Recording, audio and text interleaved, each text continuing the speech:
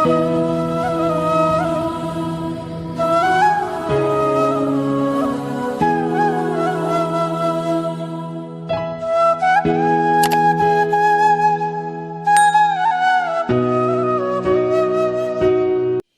Nabi itu bisa buat orang yang benci sama beliau jadi jatuh hati kepada beliau.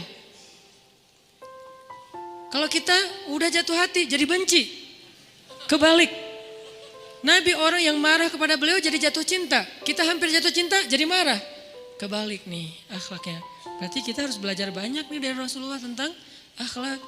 Beliau tuh bisa bikin seorang perempuan yang suaminya baru terbunuh, ayahnya terbunuh, pamannya terbunuh, saudaranya terbunuh dalam perang Khaybar. Yang dia bilang orang yang paling saya benci di muka bumi adalah Muhammad. Terus tiba-tiba yang namanya Muhammad datang menghampirinya di dalam tendanya, ditemani oleh beberapa orang sahabat. Lalu kisah itu diriwayatkan, Nabi datang dengan raut wajah yang penuh empati. Dengan raut wajah yang penuh empati. Bukan raut wajah orang yang sebagai pemenang perang. Kan Nabi menang perang waktu itu. Sebagai seorang tuan, bukan. Yang empati. Yang kayak sahabat banget gitu. Datang Nabi duduk di sebelah Sofia. Sofia diam aja, marah banget. Cuma dia gak bisa ngapa-ngapain karena dia berstatus tawanan perang. Mau gimana coba? Mau dia tusuk? Gak bisa, dia sendiri. Dan dia takut bahwa dia akan diperlakukan seperti umumnya orang memperlakukan tawanan perang.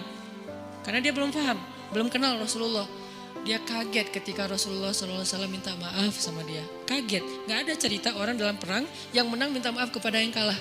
Ada gak cerita kayak gitu? Gak ada tuh. Yang menang minta maaf sama yang kalah. Maaf ya kami menang. Jangankan perang, sepak bola aja susah nyari yang kayak gitu kan ya. Ini akhlak nih untuk kita teman-teman di Bandung dengan Persibnya, nanti di Jakarta dengan apa Jakarta teh? Persijanya. Nanti yang menang siapapun yang tanding, maaf ya menang. Dari mana lo akhlak kayak gitu? Rasulullah. Karena yang itu lebih serius loh daripada bola. Bola kan cuma permainan, entertain, olahraga kan. Gak seserius perang. Perang itu serius. Kalah itu meninggal artinya terbunuh. Kalau kita kalah paling ya kurangin apa? Gak dapat skor gitu, gak dapat poin. Kalau itu kalah terbunuh.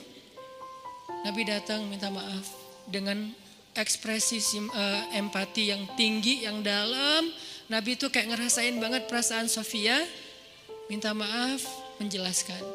Sofia, maaf ya, aku ikut turut berduka atas wafatnya ayahmu, suamimu. Sofia marah banget. Terus Nabi menjelaskan apa yang terjadi. Aku tuh udah ngasih kesempatan agar kita gak usah berperang. Tapi mereka terus menyerang. Maaf ya, ngejelasin lagi. Maaf ya, ngejelasin lagi. Berjam-jam. Seolah-olah Nabi yang minta pengampunan kepada Sofia. Seolah-olah Nabi itu tawanan perang. Minta maaf, menjelaskan kejadiannya. Minta maaf, menjelaskan. Terus kayak gitu dengan ekspresi serius. Dan kelihatan banget lah. Ucapan dan ekspresi orang yang jujur kan kelihatan ya. Jujur bahwa beliau tuh empati banget. Bahwa beliau juga berduka. Terus sampai Sofia dari yang tadinya lihat ke bawah nunduk marah. Lama-lama ngelihat ke arah Rasul. Ngelihat ekspresi Rasul serius banget. Malah dia jadi kasihan. Sampai akhirnya dia jatuh cinta kepada Rasulullah SAW. Kata Sofia, ketika Rasulullah SAW datang kepada saya, waktu itu dia adalah orang yang paling saya benci di muka bumi. Tapi dia terus meminta maaf dan menjelaskan. Meminta maaf dan menjelaskan. Sampai akhirnya dia menjadi orang yang paling saya cintai di muka bumi. Akhlak Rasul. Rasulullah gak mengatakan Allah berfirman wahai Sofia. Enggak, belum ke sana. Akhlak dulu, baru nanti ajarin. Tarbiyah namanya kan ya. Sesungguhnya di dalam Al-Quran ada ayat tentang orang-orang yang kafir yang telah mati terbunuh. Enggak, Rasulullah tuh tahu. Jangan ngomongin tentang ayahnya yang mati terbunuh, ibunya yang pamannya, suaminya yang mati dalam keadaan kafir. Nabi enggak mau ngomongin itu, kenapa? Menjaga perasaan Sofia. Kok masih dijaga sih perasaan? Kan mereka beda agama, mereka orang kafir. Inilah akhlak Rasul. Sehingga Nabi membahas yang membuat Sofia merasa kayak dihargai. Sebagai seorang janda, sebagai seorang perempuan, sebagai seorang yatim. Sebagai seorang tawanan. Sehingga dia takjub dengan akhlak Nabi. Akhirnya dia cerita. Ya Rasulullah, belum beriman udah manggil, ya Rasulullah, saya pernah bermimpi. bahwa dalam mimpi saya melihat ada rembulan di atas kota Madinah lalu jatuh ke pangkuan saya. Jibril turun bilang ke Rasulullah, apa maksud dari mimpi itu? Tahu gak Rasulullah apa maksud mimpi? Apa Jibril? Maksudnya rembulan itu kamu. Maksudnya dia akan jadi istri kamu di dunia dan akhirat. Rasulullah langsung, aduh gimana ya? Rasulullah juga orang yang ra'fah banget tuh. Bil mu'minina ra'ufun rahim tuh Rasulullah. Gak enak, kan dia masih janda baru meninggal suaminya. Masa saya lamar gimana ya? Kata Jibril, ya Rasulullah, Allah suruh engkau melamar dia untukmu. Menjadi istrimu di dunia dan di akhirat. Rasulullah dengan gak enak hati mengatakan, Sofia, aku ingin melamar kamu. Sofia,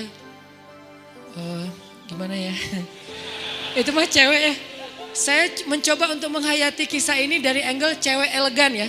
Bukan cewek biasa, oh boleh gak apa-apa sih. Gue sih enggak. Cewek elegan. Cewek elegan, cewek terhormat, cewek yang soleha walaupun belum beriman. Pasti dia gak akan bilang, Alhamdulillah Masya Allah. A-nya panjang gitu kan ya. Terus pakai emoticon berderai-derai. Enggak. Dia terhormat. Dia akhirnya saya terserah gimana baiknya aja. Menikahlah Nabi dengan Sofia. Modalnya apa? Akhlak. Bukan mahar yang besar. Bukan akun sosial media followersnya paling banyak. Bukan eksistensi. Bukan gaya-gayaan. Bukan datang bawa mobil mewah. Datang bawa akhlak. Ini kayaknya modal kita belajar juga nih gimana cara ngelamar calon istri, akhlak.